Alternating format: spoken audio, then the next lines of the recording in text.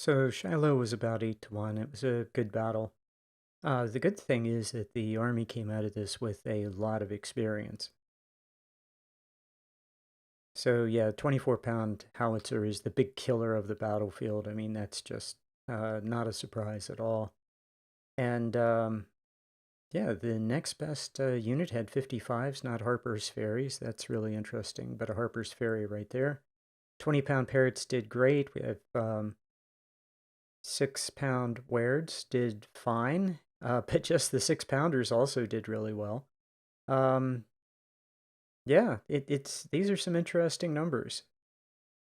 A lot of promotions. That's exactly what we wanted, trying to build an officer corps.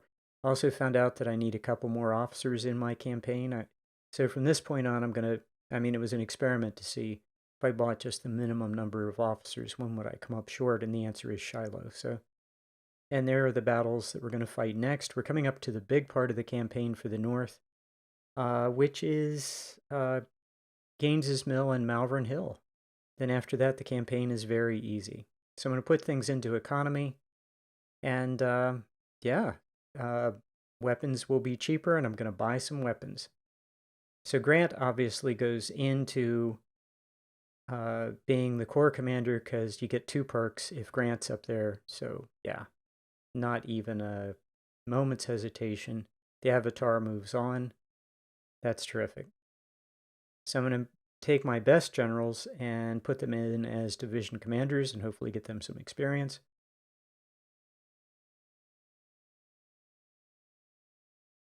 And it turns out my infantry units are very close to getting some of them their next promotion, but not close enough. So I can't just move generals in there. But what I do decide is, for me, 2 of the most important units are the 24-pound howitzer and the 20-pound Parrot in 1st Division.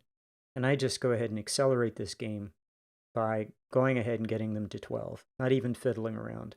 Then I, get the free weapons that I can, and I take a look at what's the number that the enemy is going to have, and I'm going to build some ballast units. I'm going to edit most of that out, but I build several ballast units, and that drops the number down so that then I can increase the size of my units to 1,000.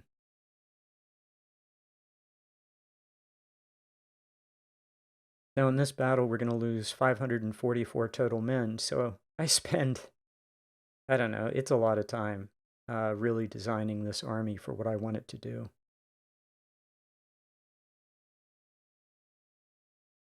So what I'm doing right now is I'm seeing, okay, where can I move officers around to upgrade one of these artillery units and give it a star, because I don't want to bring a unit in without a star.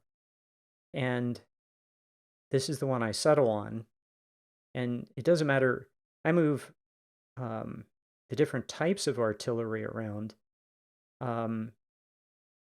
It doesn't make any difference to me.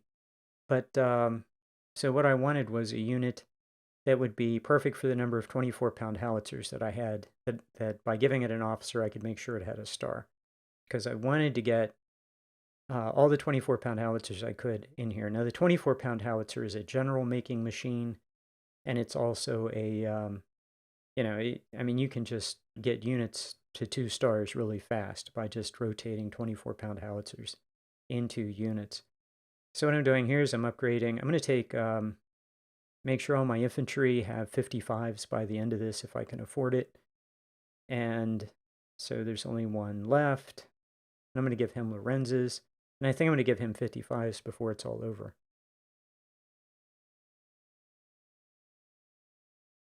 Now this is a mistake. I always give my snipers the endurance course. But I've since changed my mind about this, particularly on Brigadier General. I do it for the extra speed, but I wish I hadn't. I wish I had given them better marksmanship so they got more kills with each shot. I think that's the right play. So yeah, and this guy I already got wrong previously. So yeah, that's not good. And as usual, I don't have enough guns for him, so he gets to keep sharps. 350 is the right number for sharps. And then I'm going to take the hunters and go ahead and push them up with JF Browns is what I'm going to end up doing. So I always select the units that I want first. What's the composition of the army? And what do I have? What can I make use of for free? That sort of thing. I have over $300,000. So I don't mind spending a little bit of money. If I could buy some really good officers and push my 1-star units up to 2-star, that would be really good, but I don't have enough good officers for that.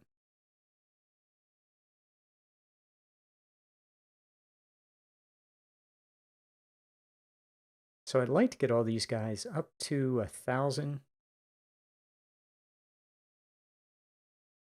And the question is, do I buy veterans? And I decide no. I'm going to keep it.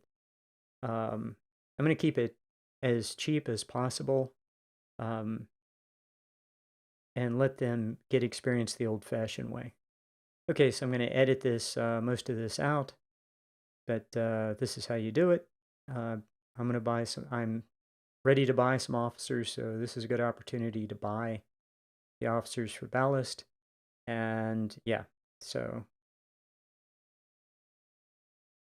about 2 divisions of ballast units, ballast infantry.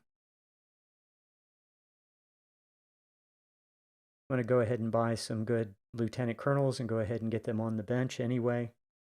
I'm going to buy them anyhow, so I might as well just load them up. And as I do that, my units get their first star, my weaker units.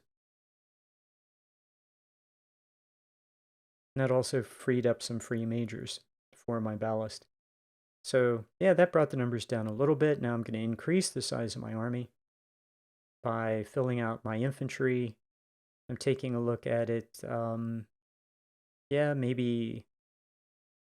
Yeah, to get to 1,000, that's not a huge number of men. It is going to affect scaling a little bit, but not too horribly. So, and these numbers are so small that, yeah, it doesn't move the that white bar to the left too much. So these guys should be able to get their 2nd star really fast. This guy, however, look how much experience he loses. So, yeah. But I'm not willing to buy veterans at that level. Nope, they can just recover the XP in battle for free.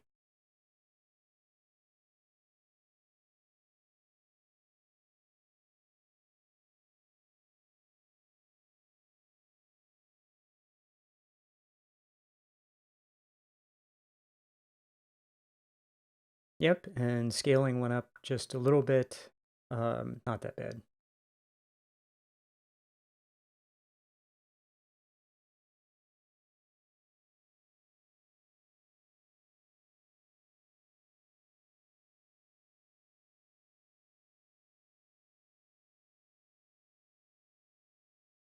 That Whitworth is going to be really, really valuable very shortly. So really looking forward to, yeah, I recommend building one of those. Because in a couple battles, that thing, just a couple battles from now, that thing is going to be golden. So go ahead and get everybody with 55s who's going into this battle.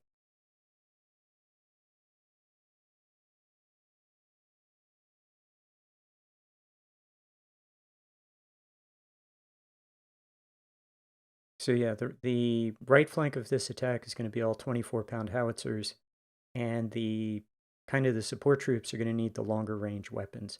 James is going to be perfect for that. So the James is going to go up there, or with the supporting units.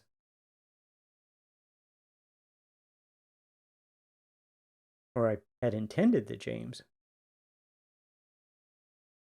So I'm kind of wondering who would be best for this assignment.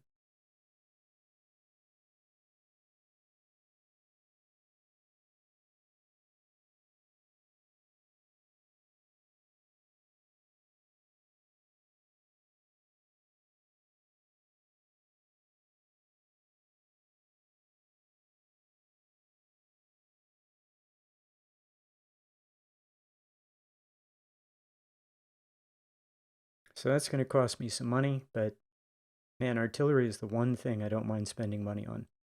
So yep, I was real sure I put the James up there. Um, long range support.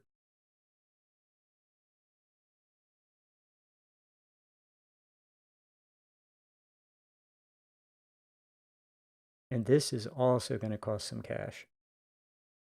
But I really want to get this guy started too. The JF Browns. Yeah, love the JF Browns. These guys just sit back and just rack up kills. It's like 1,000 free kills for a grand battle. And I want to get him up to 350 as soon as possible. So yeah, I can go ahead and get that unit started. We're ready for the next battle. So see you there. Thanks.